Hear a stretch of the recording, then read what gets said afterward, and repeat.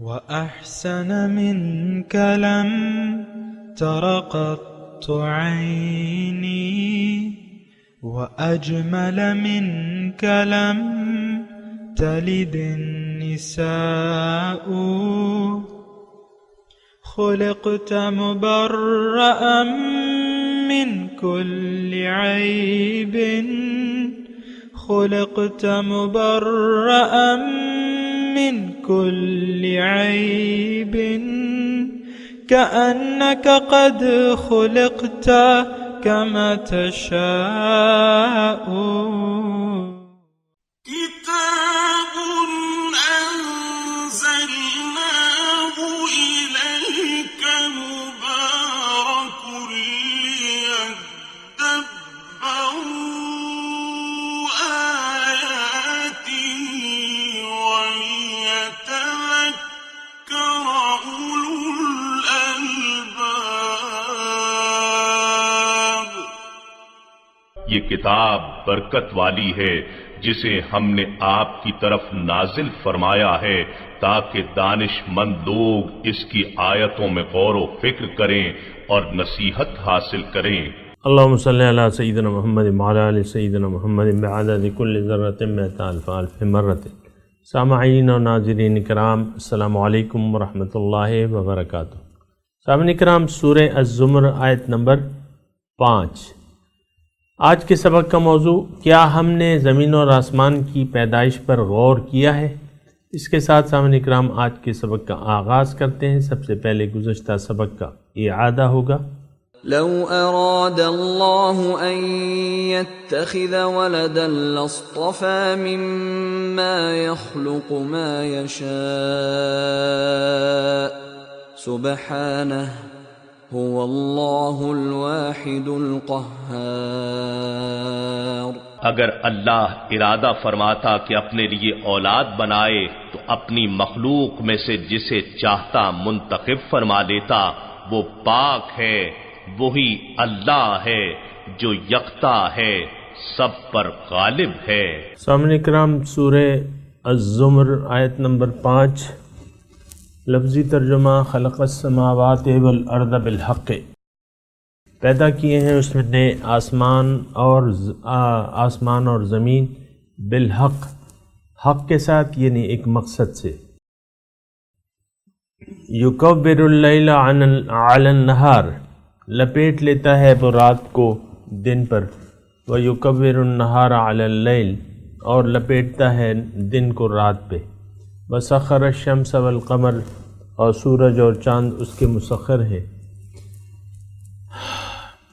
کل یجری، ہر ایک اس میں سے چل رہا ہے، لأجل مسمى، ایک معین وقت تک کے لیے، الا هو العزیز الغفار۔ دیکھو بھئی، وہ غالب ہے اور بخشنے والا ہے۔ خلقکم من نفس واحدۃ، پیدا کیا ہے اس نے تمہیں ایک نفس واحد سے۔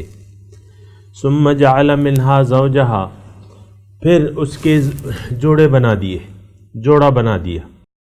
ثم جعل، پھر بنا دیا، منہا اس سے، زوجہا اس کا جوڑا، وانزل لکم، اور اس نے نازل کیے ہیں، یعنی پیدا کیے ہیں، من الانعام، چارپائیوں میں سے، ثمانیۃ ازواج، 8 جوڑے۔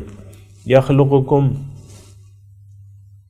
وہ تمہیں پیدا کرتا ہے، فی بطون امہاتکم، تمہارے ماؤں کے پیٹوں میں، خلقا من بعد خلق، ایک پیدائش کے بعد دوسری پیدائش۔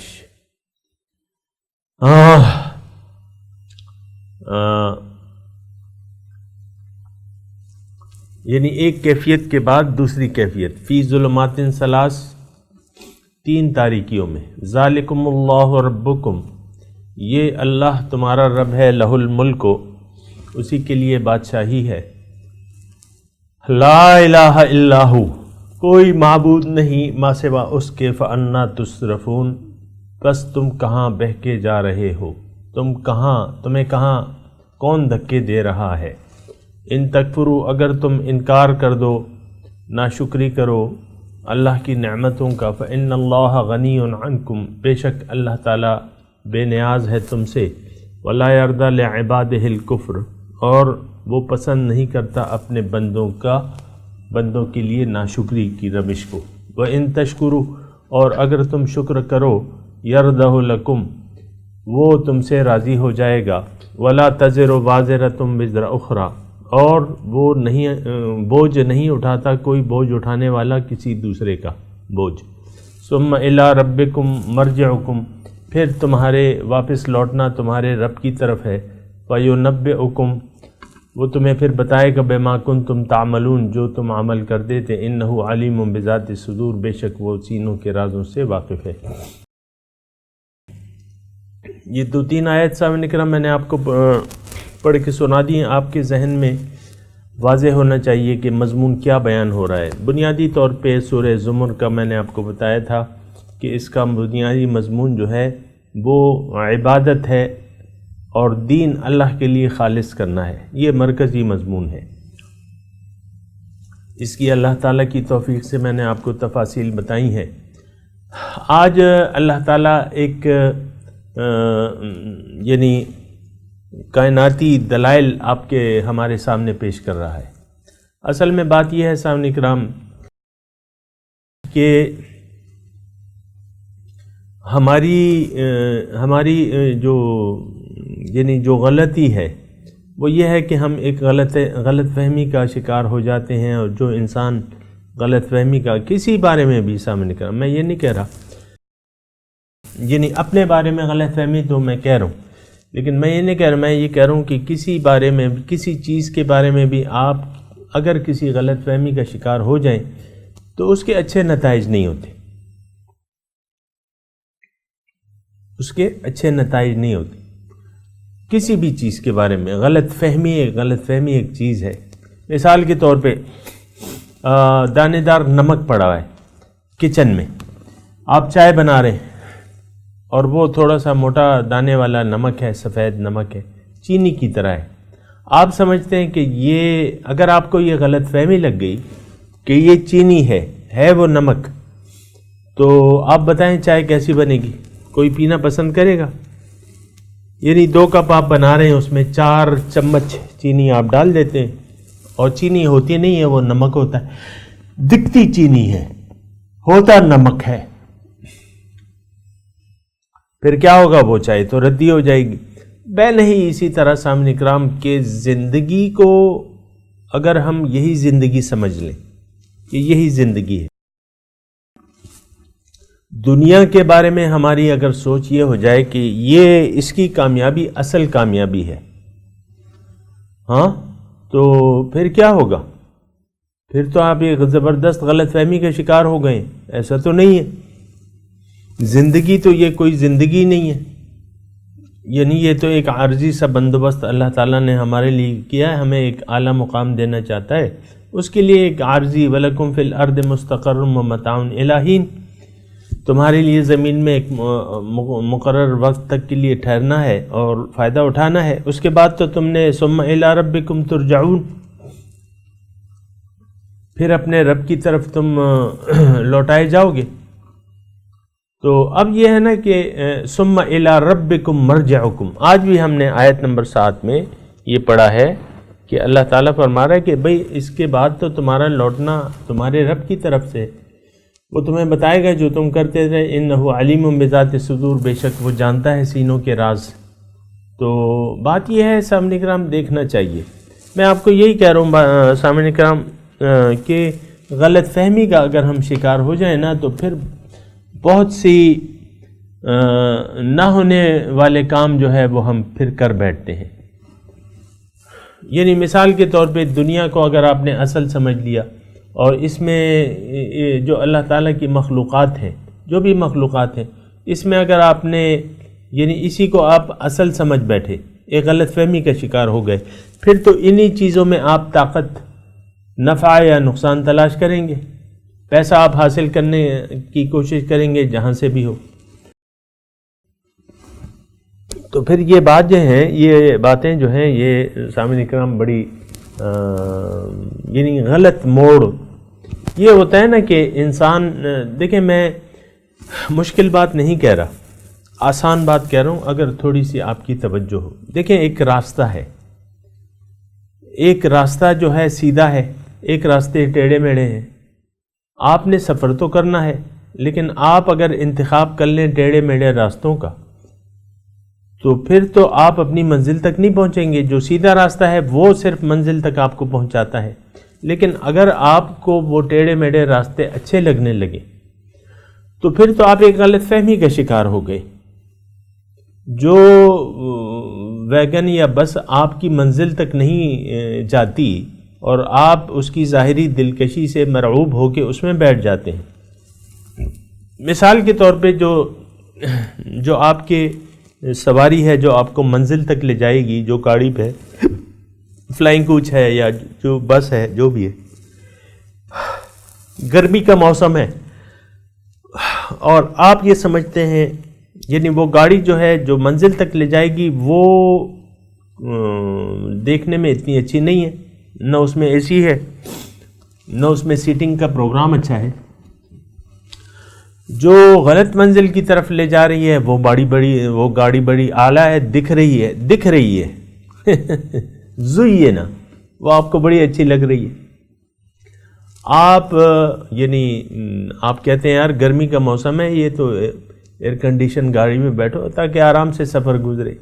لیکن وہ گاڑی تو آپ کو لے جائے گی، اگرچہ آپ نے اس پہ دھوکہ کھا لیا ہے، غلط فہمی کا شکار ہو گئے، لیکن بات یہ ہے کہ وہ تو آپ کو منزل تک نہیں لے جائے گی. تو یہ سارا مضمون جو ہے سامعین کرام، میں اپنے مضمون کی طرف آتا ہوں کہ اللہ تعالی ہماری منزل ہے، اللہ ہمارا رب ہے. هو اللہ الواحد القہار، گزشتہ ہم سبق میں پڑھ چکے ہیں آیت نمبر 4 میں. پھر یہاں هو العزیز الغفار، پھر آیت نمبر 6 ہے، اس میں کیا ہے؟ ذالکم اللہ ربکم لہ الملک لا الہ الا ہو. تو یہ ساری چیزیں جو ہے اللہ تعالیٰ ہمیں بتا رہا ہے. اور دیکھیں تھوڑا سا عقل سے کام لینا ہوگا، عقل اور ہوش مندی سے کام لینا ہوگا.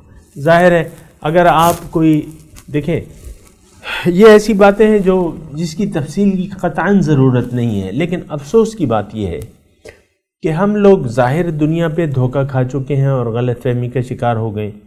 تو اب یہ ہے نا کہ جو قرآن ہے وہ بھی آپ کو پکار کے دلائل دے کے دلائل دیے جا رہے ہیں. تقریباً ہر صورت میں جو ہے قرآن میں یہ 3 مباحث ہیں، توحید، رسالت، آخرت.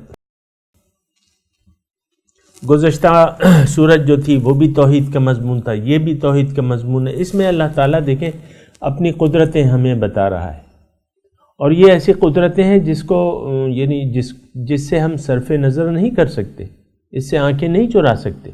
ہماری اپنی پیدائش کا اس میں تذکرہ کیا ہے اللہ تعالیٰ نے آیت نمبر 6 میں. خلقکم من نفس واحدہ، کہ اس نے تمہیں ایک نفس واحد سے پیدا کیا ہے. لیکن یہ ہے کہ میں چاہتا ہوں کہ ترتیب سے چلیں. جو پہلی آیت ہم نے پڑھی ہے، خلق السماوات والارض بالحق، پیدا کیے ہیں اس نے آسمانوں اور زمین کو حق کے ساتھ، یعنی ایک مقصد کے ساتھ. حق کا یہ سامعین کرام یہ تھوڑا سا آپ معنی جاننے کی کوشش کریں کہ یہ حق ما خلق اللہ ذالک الا بالحق، یہ آئے ہیں، ایسی آیت آئی ہیں. ما خلقنا السماوات والارض وما بینہما باطلا افحسبتم انما خلقناکم عبث. کافی جگہ اللہ تعالیٰ نے اس مختلف انداز بیان سے اس طرف ہمیں توجہ دلائی ہے. لیکن بات یہ ہے، جہاں تک میں جانتا ہوں یا میں جو محسوس کرتا ہوں، کہ اس قسم کی جب آیات آتی ہیں تو ہم اس کا وہ معنی نہیں لے پاتے جو کہ لینا چاہیے. اب مثال کے طور پہ آج کے ترجمے میں کیا لکھا ہے کہ اللہ تعالیٰ نے پیدا کیا ہے آسمان اور زمین کو حکمت کے ساتھ. اب کون اتنا عقل مند ہے جو حکمت کے ساتھ اس کی حکمت یعنی حکمت سے اپنے معنی نکال سکے؟ اس لیے میں کہہ رہا ہوں، میں سیدھا معنی کر رہا ہوں. حق سچ، دیکھیں حق اور باطل، حق کا متضاد کیا ہے؟ باطل. اور یہی الفاظ جو ہے اللہ تعالیٰ نے دوسری جگہ بھی استعمال کیے ہیں. ما خلقنا السماء والارض وما بینہما باطلا ذالک ظن الذین کفروا فویل للذین کفروا من النار. اللہ تعالیٰ فرما رہا ہے کہ میں نے یہ آسمان اور زمین اور جو اس کے مابین ہے یہ باطل نہیں پیدا کیے اور یہ کافروں کا گمان ہے. ذالک ظن الذین کفروا فویل للذین کفروا من النار. تو اب دیکھیں میں صرف آپ کو یہ حق کا وہ تطابق بتا رہا ہوں کہ اس کے کیا مطابقت ہے مضمون کے ساتھ. اول تو یعنی اللہ تعالیٰ فرما رہے ہیں میں نے آسمان اور زمین کو ایک مقصد سے پیدا کیا ہے، حق کے ساتھ پیدا کیا ہے، باطل نہیں ہے، یہ بے مقصد نہیں ہے. باطل مطلب بے مقصد. بھئی کیا باطل کام کر رہے ہو؟ ایسے ہم کہتے ہیں نا کیا باطل کاموں میں لگے ہو، کیا فضول کاموں میں لگے ہو. تو اللہ تعالیٰ فرما رہے ہیں عبث. دوسری جگہ اللہ تعالیٰ عبث، بے فائدہ، بے مقصد. افحسبتم انما خلقناکم عبثا وانکم الینا لا ترجعون. تمہارا کیا خیال ہے میں نے تمہیں عبث پیدا کیا ہے؟ کیا کار عبث میں مصروف ہو؟ یہ ہم جملے میں استعمال کرتے ہیں نا. تو یہاں ایک تو یہ ہے کہ اصل مضمون سامعین کرام تھوڑی سی اگر آپ کی توجہ ہو میری طرف، میرے مضمون کی طرف، الفاظ پہ غور کریں جو میں کہہ رہا ہوں. ظاہر ہے آپ بیٹھے ہیں تو کچھ سننے کے لیے بیٹھے ہیں. اگر آپ یہ مضمون سنتے دماغ ادھر ادھر لڑا دیں، یا مثال کے طور پہ آپ نے یوٹیوب پہ درس لگا لیا ہے اور پھر ایک اور ونڈوز بھی کھولنی ہے، یعنی درس لگا کے دوسری سائٹ بھی آپ کھول کے اس کا مطالعہ کر رہے ہیں، یا اس میں اخبار کھول کے آپ پڑھ رہے ہیں، تو یہ مضمون تو میرا بیکار جائے گا. بہتر یہ ہے کہ ایک کام کریں ایک وقت میں، یا تو یہ سن لیں یا اس کو بند کر کے دوسرا جو آپ کی دلچسپی کا مضمون ہے اسے ہی آپ سنیں، بہتر ہے. میں یہ کہہ رہا ہوں کہ یہ سارا مضمون جو ہے دیکھیں سورہ الزمر ہے. ہم قرآن میں تدبر کر رہے ہیں جس کی اللہ تعالیٰ ہمیں دعوت دے رہے ہیں.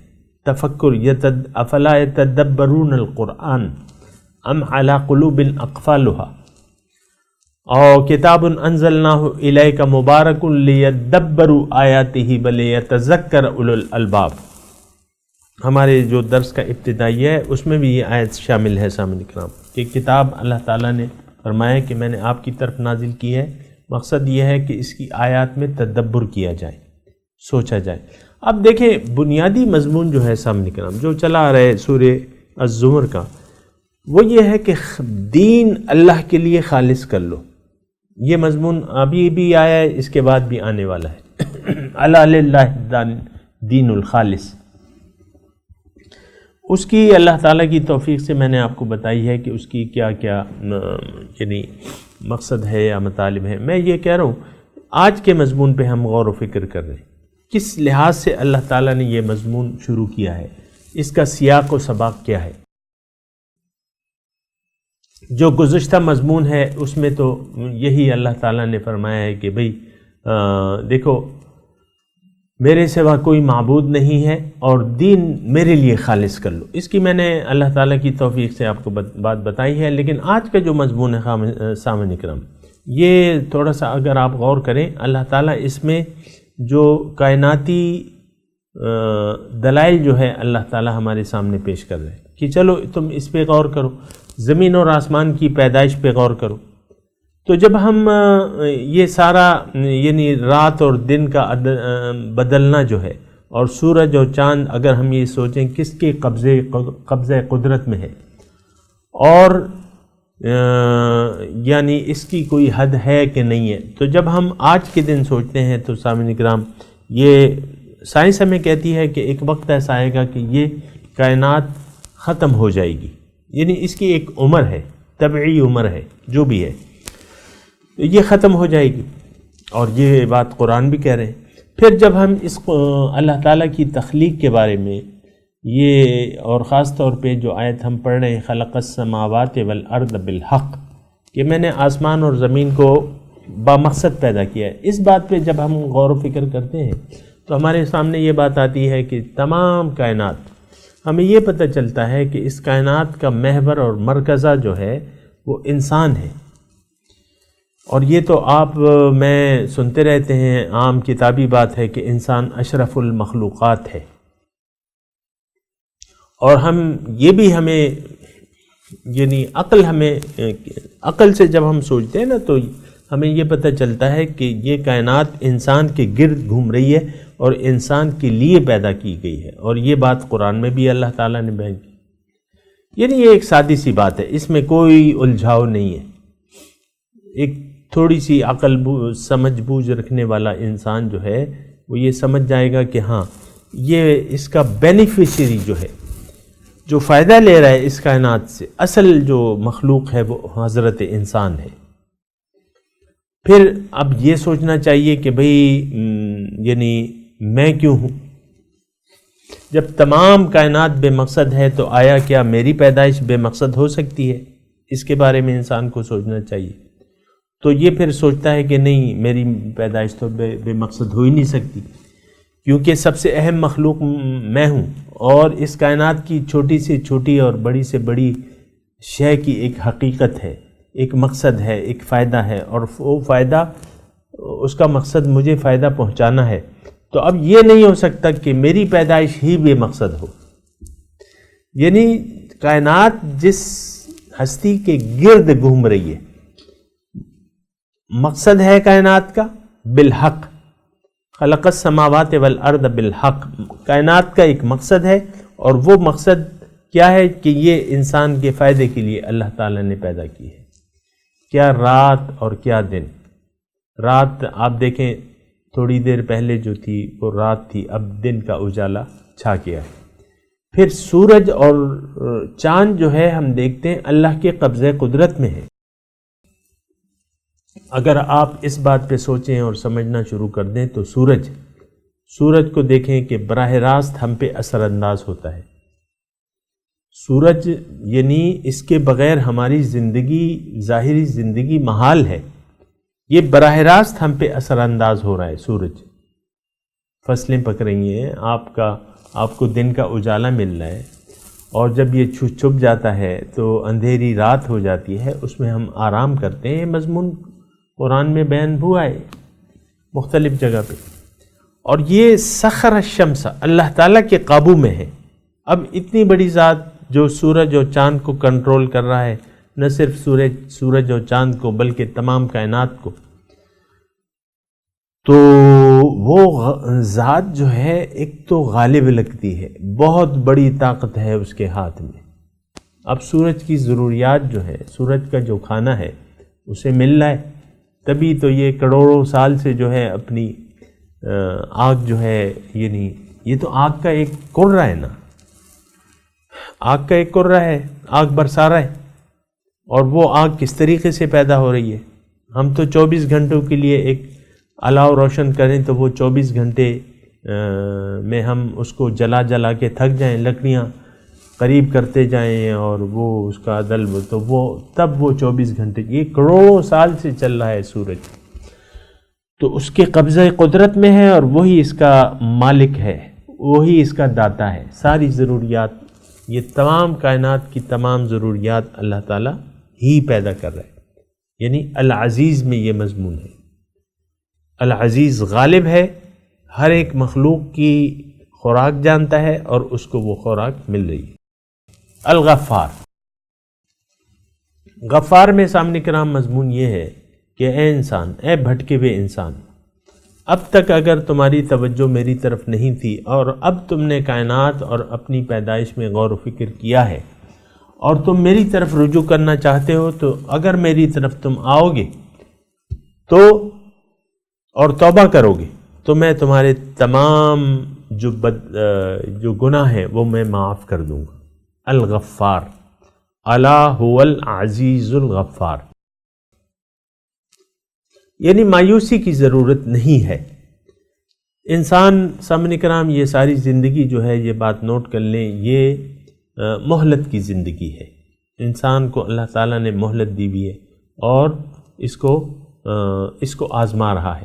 اگر کہیں بھی، یعنی ضروری نہیں ہے کہ کس حصے میں انسان توبہ طائب ہوتا ہے، جس حصے میں ہو، لیکن موت سے پہلے اگر یہ اللہ تعالیٰ کی طرف رجوع کر لے اور اللہ تعالیٰ کو اپنی منزل بنا لے اور اللہ کے راستے پر، سیدھے راستے پر چلنے کا عزم کر لے، نہ صرف یہ کہ عزم کر لے بلکہ حضور صلی اللہ علیہ وسلم کے طریقے کے مطابق اس صراط مستقیم پر چل پڑے، تو اس کو مایوسی نہیں ہوگی۔ اور اللہ تعالیٰ نے کہا ہے کہ اس کی ناشکری فلا کفران لسعی، دوسرے جگہ الفاظ ہے، اس کی سعی اور کوشش کی ناقدری نہیں کی جائے گی۔ اور یہاں جو ہم پڑھ رہے ہیں الغفار، اللہ تعالیٰ بخشنے والا ہے۔ بہت سے ایک لوگ ہوتے ہیں گناہ کی زندگی گزارتے رہتے ہیں، پھر جب وہ یعنی اس میں پھنس جاتے ہیں تو وہ کہتے ہیں یار بس اب تو کوئی رجوع کا راستہ نہیں ہے اور اب تو معافی ملنی مشکل ہے۔ تو یہ بات، یہ سوچ غلط ہے سامنے کرام۔ دوسری جگہ اللہ تعالیٰ نے قرآن مجید میں فرمایا ہے کہ قل لعبادی الذین اسرفوا علی انفسہم لا تقنطوا من رحمت اللہ ان اللہ یغفر الذنوب جميعا، اے میرے بندو جنہوں نے اپنے اوپر زیادتی کی ہے، اللہ کی رحمت سے مایوس مت ہو، ان اللہ یغفر الذنوب جميعا، اللہ تعالیٰ گناہوں کو معاف کرنے والا ہے، سارے گناہوں کو یکدم معاف کرنے والا ہے۔ پھر حضور صلی اللہ علیہ وسلم نے اس کی تشریح فرمائی ہے کہ التائب من الذنب کمن لا ذنب لہ، گناہ سے توبہ کرنے والا ایسا ہے گویا کہ اس نے گناہ کیا ہی نہ ہو۔ اور دوسری وہ حدیث کا مفہوم ہے کہ اسلام گزشتہ گناہوں کو منہدم کر دیتا ہے۔ تو بہرحال یہ سامنے کرام بڑی امید والی آیت ہے، غور و فکر والی آیت ہے۔ ضرورت اس بات کی ہے ان تمام مضامین پر ہم غور و فکر کریں اور اپنے لیے صراط مستقیم کا انتخاب کر لیں اور صراط مستقیم پر چل پڑیں۔ میں تلاوت کرتا ہوں، میرے ساتھ دہرائیے۔ اعوذ باللہ من الشیطان الرجیم، بسم اللہ الرحمن الرحیم، خلق السماوات والارض بالحق یکبر اللیل علی النہار ویکبر النہار علی اللیل وسخر الشمس والقمر کل یجری لأجل مسمی الا هو العزیز الغفار۔ ترجمہ سنا دیں۔ خلق السماوات والارض بالحق، پیدا کیے ہیں اس نے آسمان اور زمین ایک مقصد سے۔ یکبر اللیل علی النہار، لپیٹ لیتا ہے رات کو دن پر، ویکبر النہار علی اللیل، اور لپیٹ لیتا ہے دن کو رات پہ، وسخر الشمس والقمر، اور اس کے مسخر ہیں یعنی اس کے تابع ہیں چاند اور سورج۔ کل یجری لأجل مسمی، ہر ایک اس میں سے گردش کر رہا ہے ایک معین وقت تک کے لیے۔ الا هو العزیز الغفار۔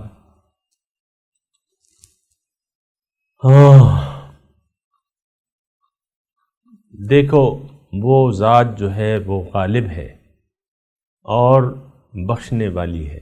اس کے ساتھ سامنے کرام آج کے سبق کی تلاوت اور ترجمہ سنتے ہیں۔ خلق السماوات والأرض بالحق يكور الليل على النهار ويكور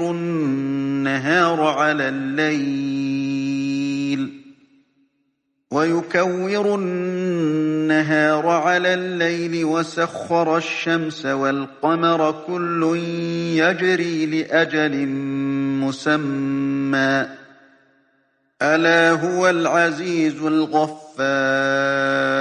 He created the heavens and the earth with reason. He wraps the night around the day, and he wraps the day around the night, and he regulates the sun and the moon, each running along a specific course. He is indeed the Almighty, the Forgiver. اس کے ساتھ ہی آج کے درس کا وقت اختتام کو پہنچا۔ انشاءاللہ اگلے درس میں ملاقات ہوگی۔ وآخر دعوانا ان الحمد للہ رب العالمین۔ والسلام علیکم ورحمۃ اللہ وبرکاتہ۔